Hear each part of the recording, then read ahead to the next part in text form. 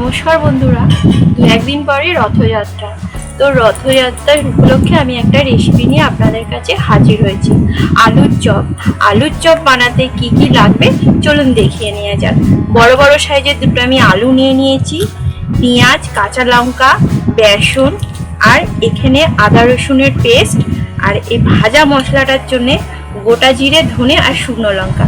চলুন এবার আমি আলুটাকে সেদ্ধ বসাই। এবার আমি একটা প্রেসারে আলুগুলো সেদ্ধ করে নিচ্ছি।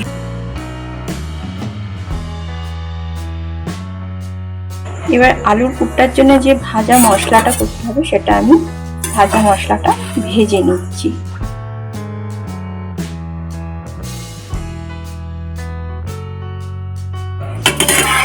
এবার ভাজা মশলাটা দিয়ে খুব সুন্দর গন্ধ বেরিয়ে এসেছে। এবার আমি গ্যাসের ফ্লেমটা বন্ধ করি। এখানে আমি যতটা আলু নিয়েছি তার পরিমাণ মতন 300 গ্রাম বেসন নিয়ে নিয়েছি।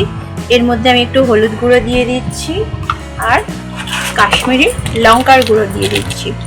দিয়ে বেসনটা আমি ভালো করে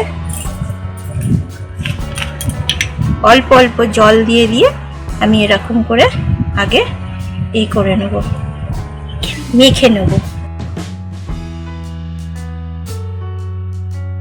এবার আমি ভালো করে ফেটিয়ে নিয়েছি। এবার আমি একটু লবণ দিয়ে দিচ্ছি। লবণ দিয়ে আমি ভালো করে ফেটিয়ে নিচ্ছি।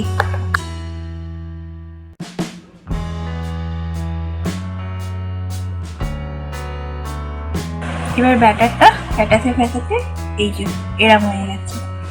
এর উপর আমি একটু সাদা তেল দিয়ে দেবো, দিয়ে ভালো করে নেড়ে 10 মিনিট আমি ঢেকে রেখে দেবো।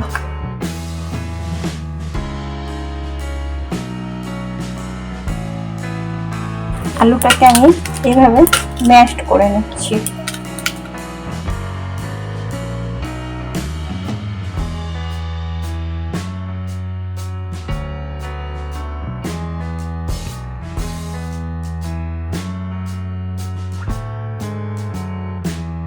এটাকে আমি ভালো করে ম্যাশড করে নিলাম।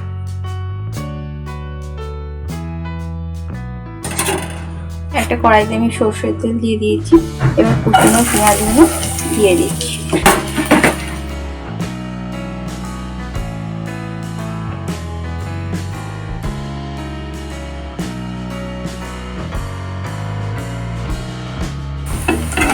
পেঁয়াজটা একটু লালচে করে ভেজে নিচ্ছি।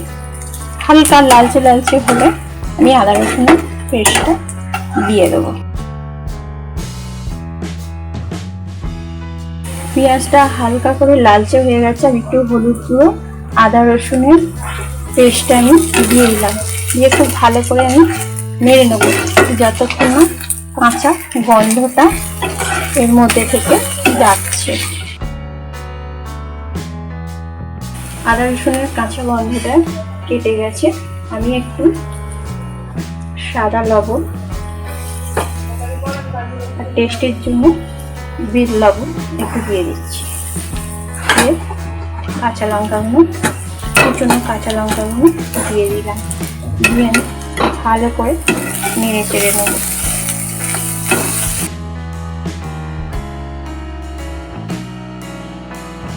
এই যে আলুটা আমি ম্যাশ করে রেখেছিলাম সেই আলুটা আমি কড়াইতে দিয়ে দিলাম। দিয়ে ভালো করে নেড়ে চেড়ে নেব।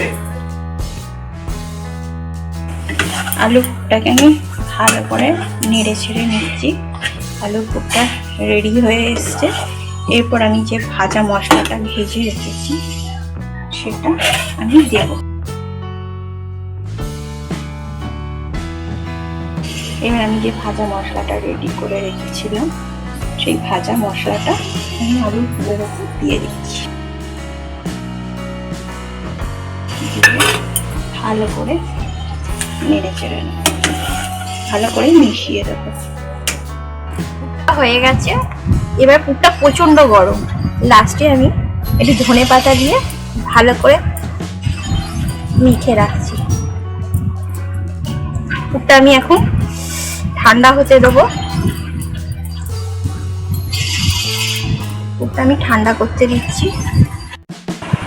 এবার আমার পুরটা ঠান্ডা হয়ে গেছে, আমি থালায় একটু বেসন মাখিয়ে নিলাম আর হাতও এরকম করে আমি বেসনটা মাখিয়ে নিয়েছি।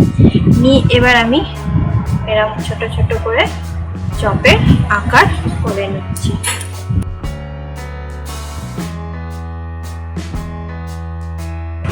এবার আমার চপের আকার করা হয়ে গেছে। যারা হাতে এরম ভাবে করলে একটু মোটা হয়ে যায় তারা একটা প্লাস্টিক নিয়েও করতে পারে, তাহলে আরো ভালো হয়। আমি যেহেতু ঘরের মধ্যে, সেই জন্য আমি একটু মোটা মোটাই করে নিলাম। কড়াইতে আমি সরষের তেল তাতে দিয়ে দিয়েছি।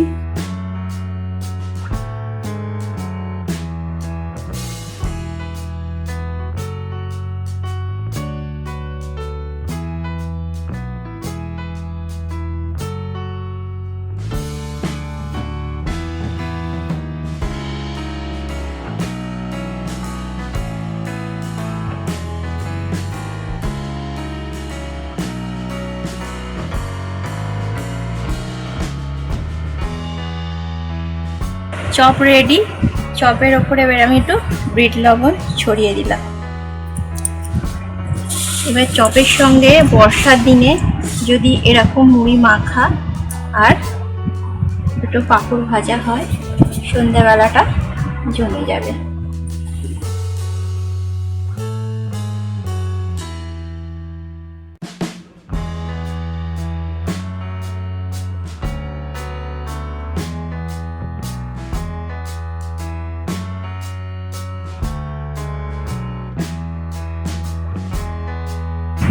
আপনাদের যদি এই রেসিপিটা ভালো লাগে তাহলে একটা লাইক, শেয়ার ও সাবস্ক্রাইব করতে ভুলবেন না এবং কমেন্টে